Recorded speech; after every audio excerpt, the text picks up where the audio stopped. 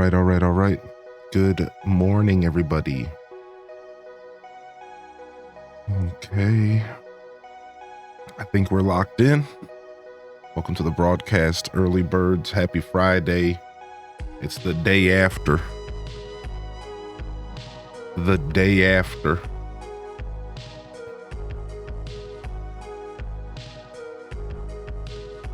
Let me get a Discord post made real quick, and we'll be ready to lock in.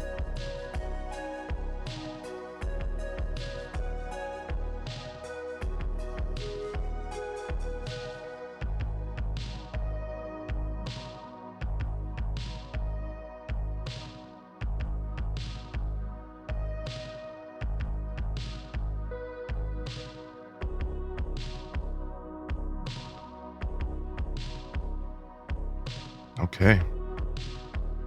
Why is this emote so cute? I don't know, man. It just is too cute. Porky Bird, first in the chat. Good morning. Sarah Marie, good morning. Jen, good morning. And welcome to the show. We got Sarah Marie XO in the house. Neanderthal, good morning. And welcome to the broadcast. Admiral Akmir, the Friday Super Show. Super Sin Bun, yo. Dear Diary dropping the HDES wave. Calico coming in as they glaze through the chat. It's Friday, so jump an emote. Where you at? I meant to say dump an emote. I said jump. You know, I haven't had coffee yet.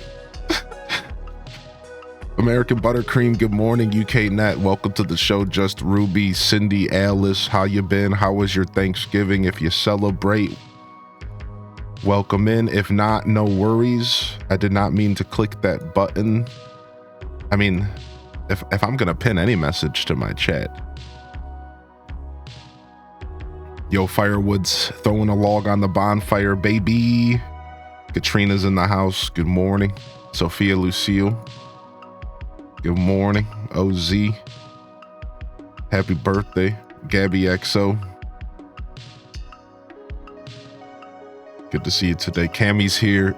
Sophia again. Good morning. Trips 14. Welcome to the broadcast. Good to see y'all here today. Ready to play some Stardew Valley.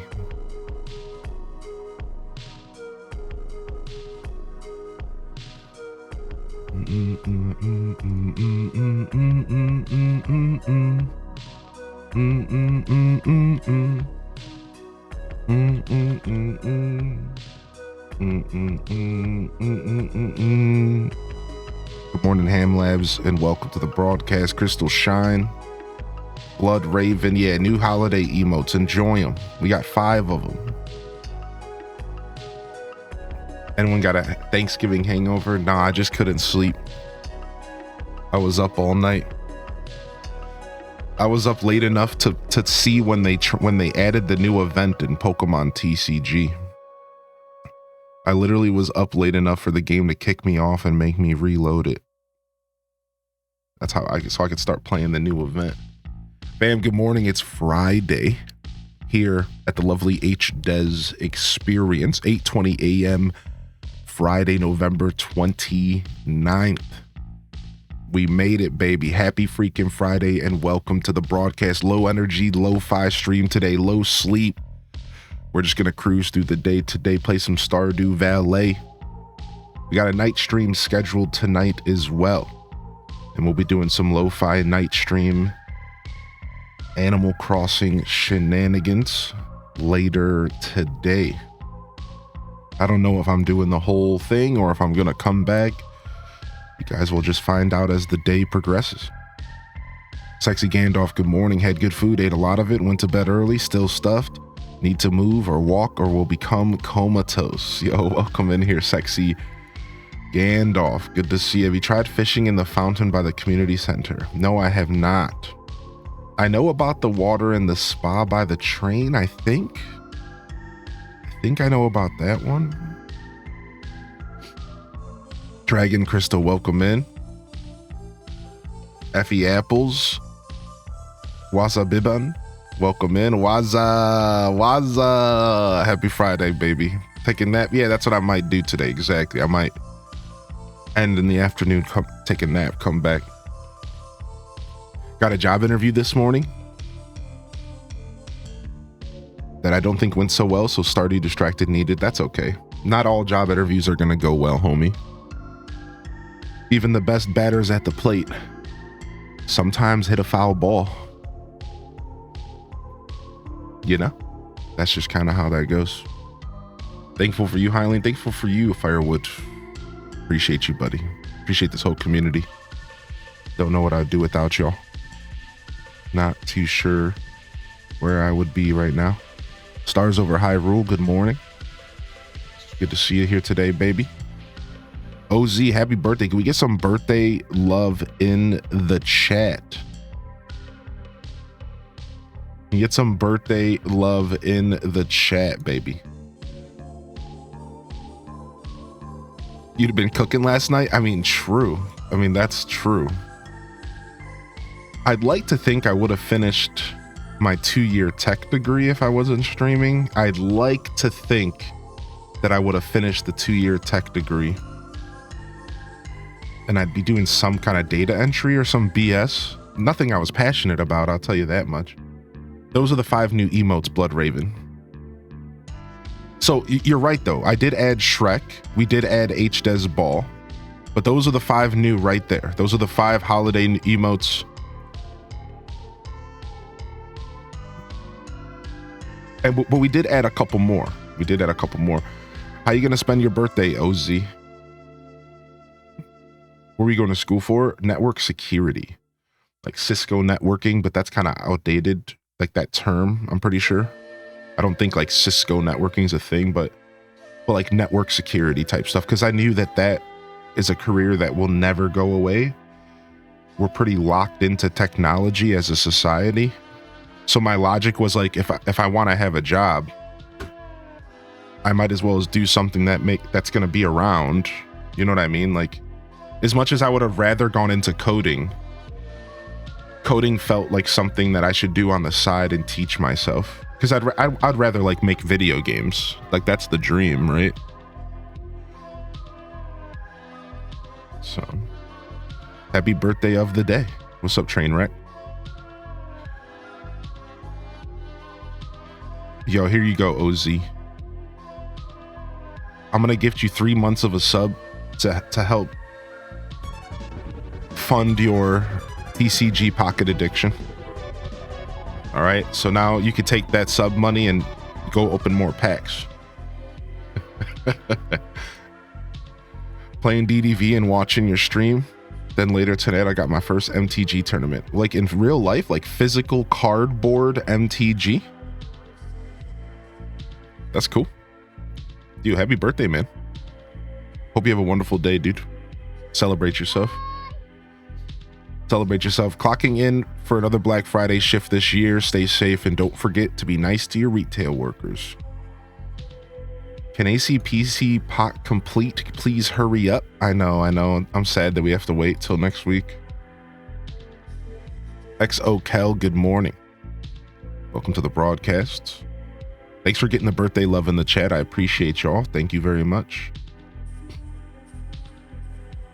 I think you're right to pivot from coding though, given the AI advancements. Yeah, it's like, and that was before AI stuff. You know, you could just tell that coding was oversaturated as well. So not only has AI made it worse for coders, it's also still just as saturated from what I understand. That's why I stayed away from coding originally.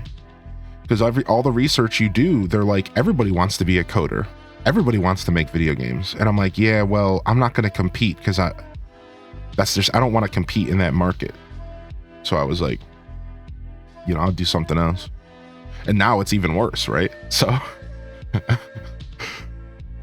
just going to read today. Book club is doing a readathon. A readathon.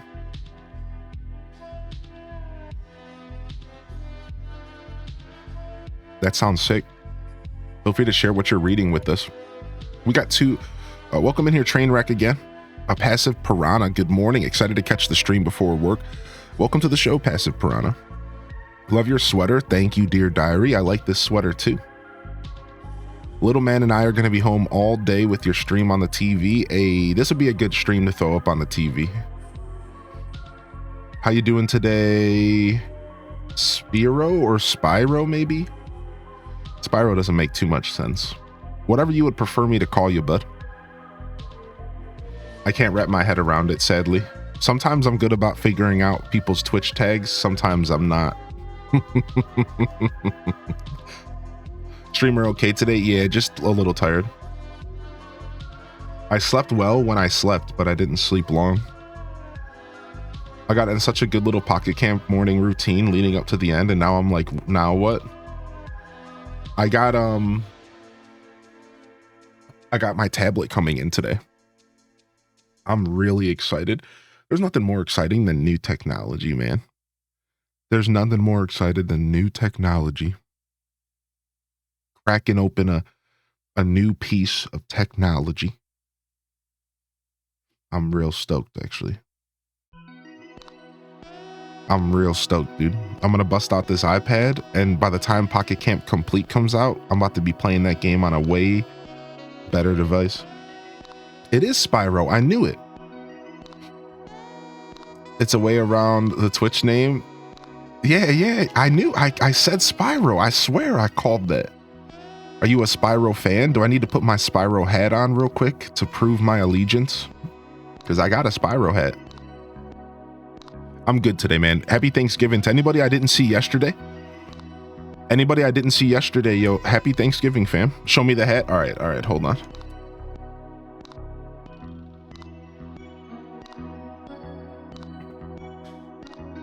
Not only is it a Spyro hat, it's Spyro on a skateboard, and then it has the Spyro tag on the side. It's actually probably the most fire cap that I have in my collection. Like, I'm not gonna front. Out of every hat that I own, maybe 10 or 15, I think this is probably the freshest cap that I rock.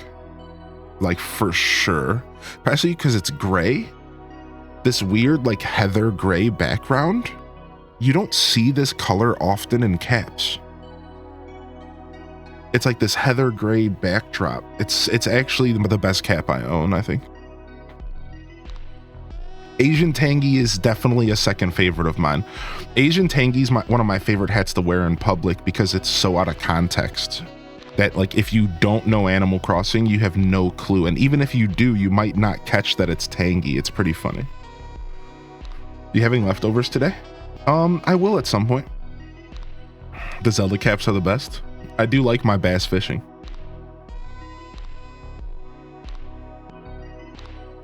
Speaking of, we might need to put our fisherman cap on today. Yeah, I'll probably eat some leftovers later. I'll probably eat some. I mean, it's not probably. I will for sure eat some leftovers for dinner.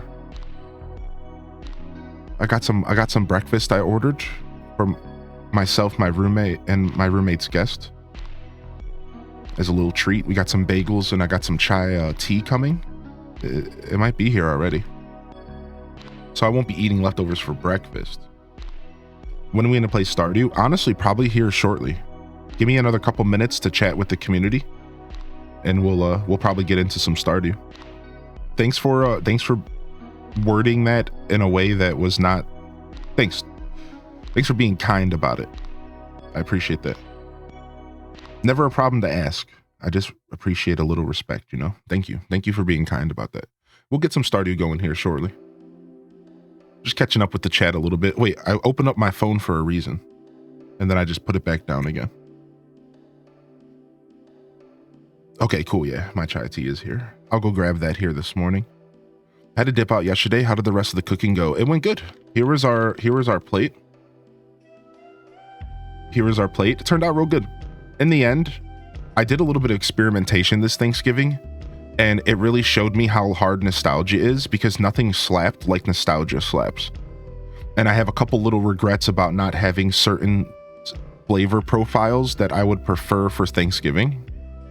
But all in all, the food turned out good. The only criticism of the food that I have from yesterday is the stuffing was not traditional stuffing.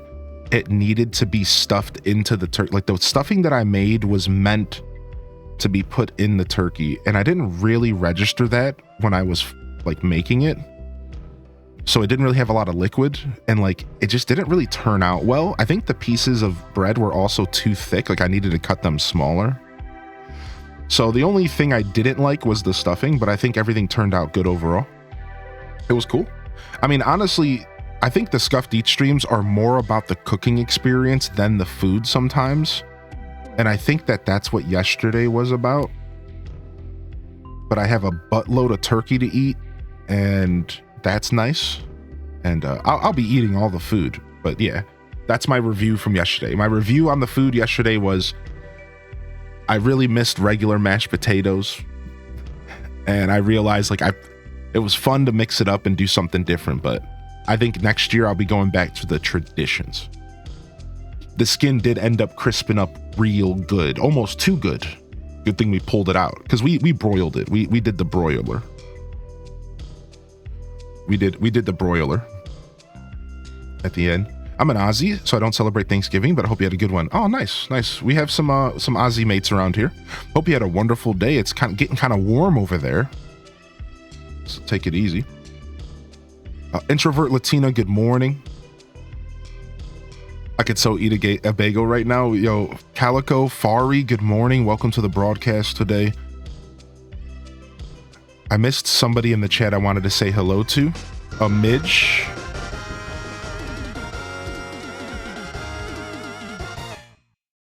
Yeah. H. Des Chef, I enjoyed lurking and cooking with you yesterday until I left for my get-together. Aw. Yo, thank you, Vextra, for tier 2. 8 months. And I'm glad you enjoyed the 12 months, excuse me. I'm glad you enjoyed the show yesterday. I had a lot of fun with y'all yesterday. Seriously, it was a blast. Stacky Tacky, that's the message I missed. Dino Gummies, good morning. Midgelicious, even though I know I'm saying that wrong. Good morning. Stacky Tacky said here for the lo-fi vibes, working and didn't want to take PTO since no one else is going to be working. That means no one will be around to bother me. The best days to work are the days where no one's there to bother you. Jessica, welcome to the show. Homemade Alien, welcome to the broadcast. Sith Angel, good morning. Good to see y'all here today. Yeah, belated Thanksgiving. It was so humid today. I wasn't too hot, but it was really hot because of the humidity. Yeah, see, I'm in Ohio in the States, and we are right by one of the 4 Great Lakes in the country. So I get a lot of that humidity as well, even though I'm not like by the coast. It's like the Great Lakes are big enough to still cause like those types of like weather changes. It's actually pretty cool. A lot of people who don't like know this about America, we have like these massive freshwater lakes, and they're so big that they might as well be little mini oceans, right?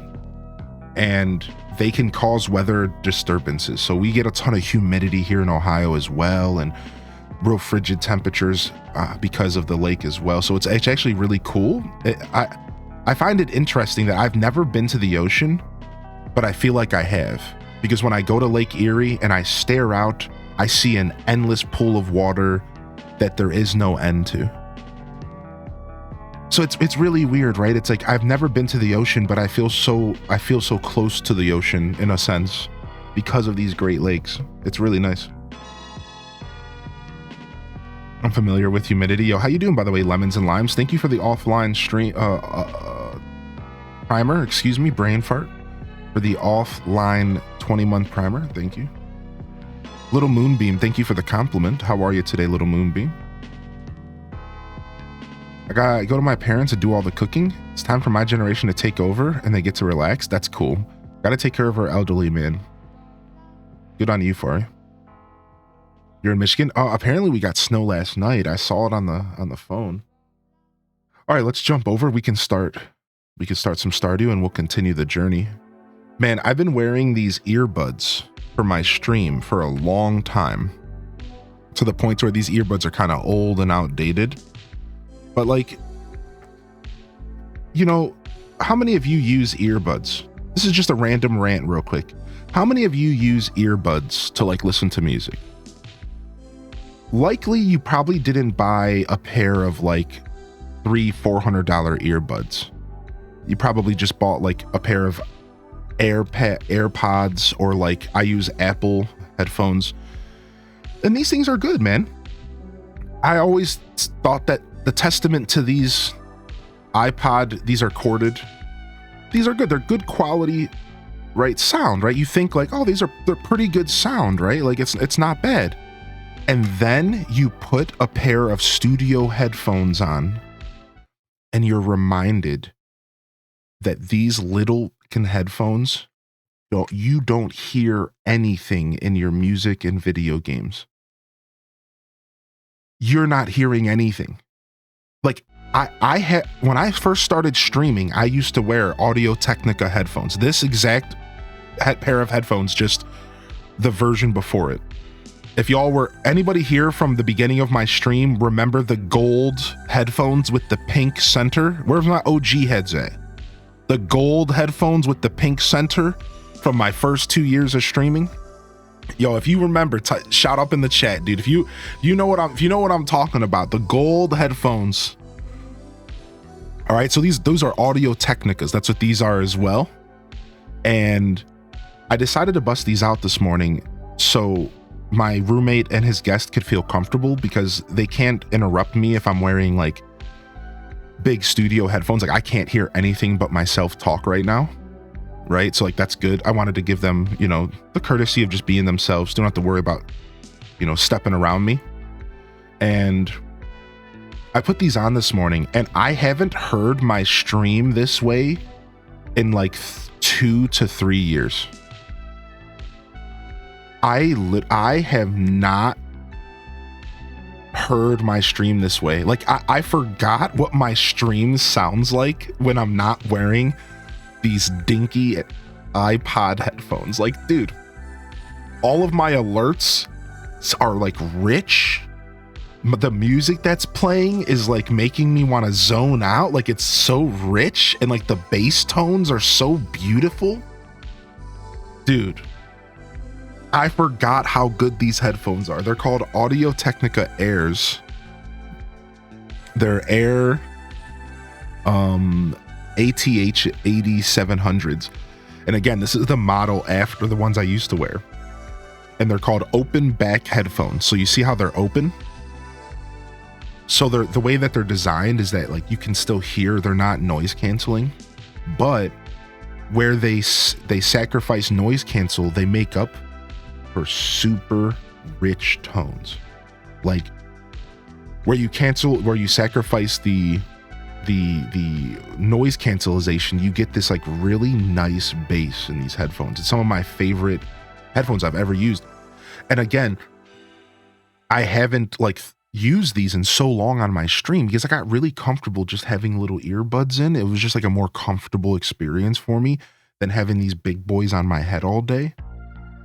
And I just wanted to comment on this because if you haven't given yourself a good pair of headphones in your life, and you like music and you like video games, I can't stress this enough, man. If you have the money, invest in a good pair of headphones. Maybe like $200 to $300. $150 to $300. $150 to $300 is your range. If you can afford a pair of headphones in the $150 to $200 range, I'm telling, like, dude, it can make all the world of difference in your listening experience, dude. I'm telling you, man. Like, it's crazy. Like, I'm just having this literal eargasm moment because I put these headphones on this morning and I forgot how good they sound. Like, y'all, like, we need some more alerts in here. I need more subs because I want to hear my alerts through these Audio-Technicas. Sub to me. All right. Anyways, let's go play some Stardew. Eargasm is crazy, but it's true. Yo, what's up, Pineapple? What's up, Pineapple? BT Dub. There's Sparty. There's somebody who remembers the... Yo, I was kidding, Minty. Minty, I was kidding, dude. Stop. What, you bought me a video game? What are you talking about, Dr. Shamrocks?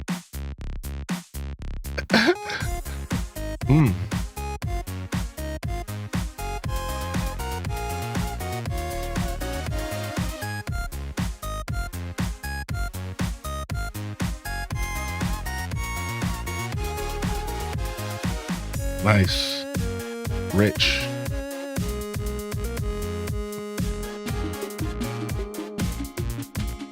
Audio fidelity. Spartan, I was just shouting out the OGs who remember my gold headphones with the pink ears. Do you remember that era, dude? Do you remember that era, homie? Nintendo. Yo, thank you so much for the 100 biddies. Thank you for the 10 gifted subs. Thank you for the gifted sub Ham Labs as well. Yeah, I was just joking, chat. You guys know that's not how I roll on my stream. Here, I'm going to show you guys right now. This was my iconic look. This was my iconic look for... This was my iconic look for most of my stream journey. Well, not most anymore, but this was it. This was the headphones. The gold ring with the pink or purple, you could say purple. Yeah, I wore these headphones for my whole journey. So this is what we were talking about. So I was asking the chat, like, who remembers the first 2 years and remembers when these are the headphones I wore for my whole journey, dude. My first couple of years, like 2 years probably. Yeah, dude, I used to rock those big boys every day, dude. Yo, thanks for the follows. Thank you for the biddies. I appreciate y'all. All right, let's play some Stardew today. Baby Hylian, yeah. Yo, happy Friday to you, Minty. Yo, how was your Thanksgiving, dude? Yo, thank you. Also, again, Dr. Shamrocks, thank you so much. I'm not going to load up Steam right this second to accept, but, you know, I've actually always wanted to play Astroneer. You really didn't have to do that, though. You take care of yourself first. Thank you so much for that. You didn't have to do that, Dr. Shamrocks. That was crazy. That was crazy, dude. Thank you, Abyss Sans, for the biddies. And good morning. I saw you pop in the Discord. If y'all haven't gotten in the Discord and dropped a good morning as well, we have a little thread going for people to share their Thanksgiving food. I saw, Midge, that you shared something in the Discord. I'm not going to look at the media share at the moment, but maybe in a little bit. We'll take a peek. Tipu, we'll see. It's exam time, so busy bee. I've also found someone I really like, and it's gotten me out of the house more often. What, dude? You're touching grass, man? That's cool. I just wish you would have told us that you were gonna be a grass toucher. Come on, man. I thought that you understood that we needed a heads up, man. You can't do this. Yo, Alith. Good morning. Welcome to the show. It's green and fresh, and I'm addicted. Yo, let's go, baby.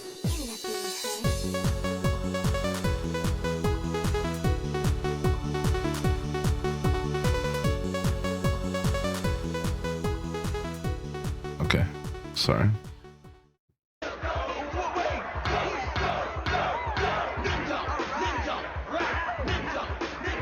Good morning, Ginger King. Good morning, Mad Murderface. Yo, happy Thanksgiving, Mad. Happy Thanksgiving, Mad Murderface. Hope you're doing well. Minty, thank you for the tier 3 for 41. Thank you, Raina B, for 100 bits. Good morning, Raina B. Send some love off to M Bliss for us. Silver Blink, good morning.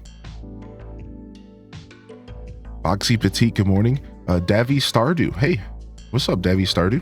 Welcome to the show. Hearty welcomes in the chat. Sorry I missed you popping in. Welcome in here, Davy Stardew. If you have any questions about the show, feel free to ask. But welcome to the broadcast. We're doing a little bit of Stardew here today. Little Moonbeam again, good morning. Hello, day after Thanksgiving. What's up, Pink Strawberry? Welcome to the show today. I tried telling you a few times, got caught up fast. Yo, Blood Raven, thank you for the $20 donation. Why is that not showing up here? Here, let me refresh my alerts. Thank you, Blood Raven. Appreciated, respected, not expected.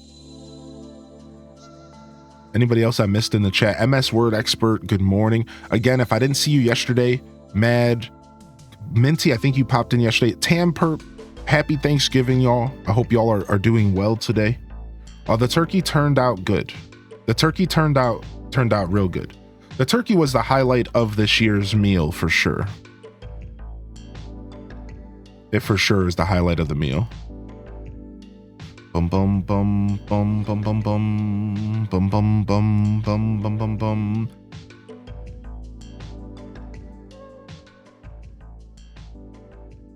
All right.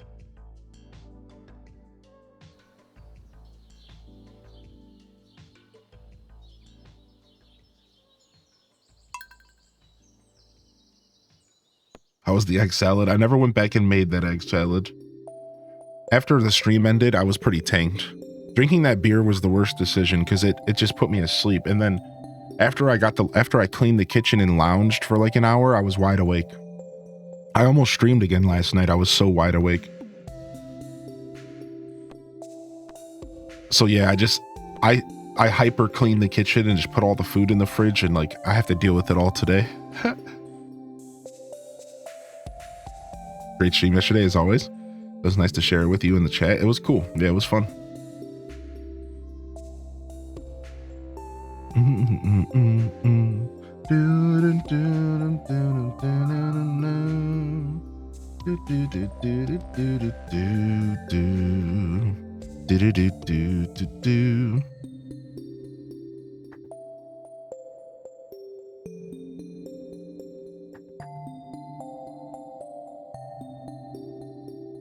Okay. We were knocked out by 8:30. Yeah, dude, I drank that half a beer and it was like 5:30 on stream and I was so tired. After working in the kitchen all day and streaming and eating food, I was tanked, dude. So it was nice to relax after show. All right, let's put on some Stardew music.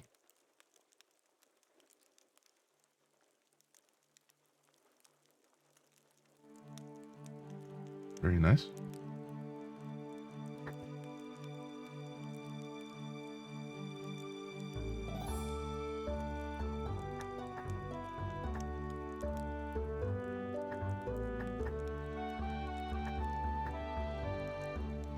Okay.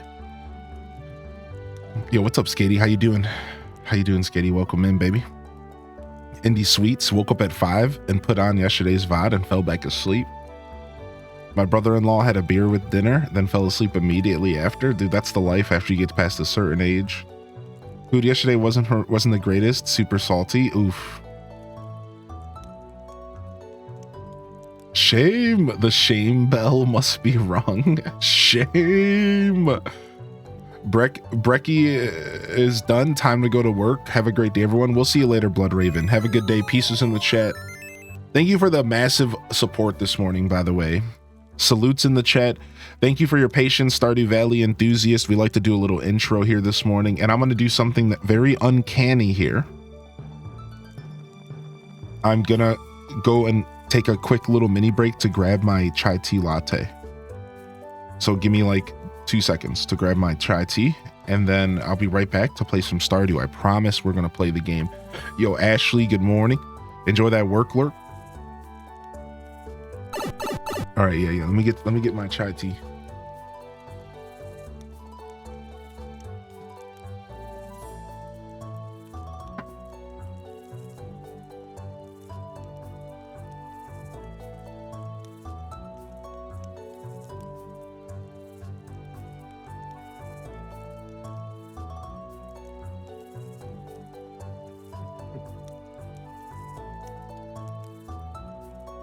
Okay, sick. Sitting here enjoying my PSL. Wait, what is that?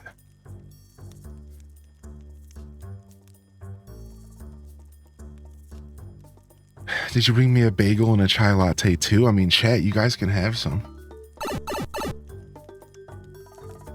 Oh, pumpkin spice latte. All right, sick.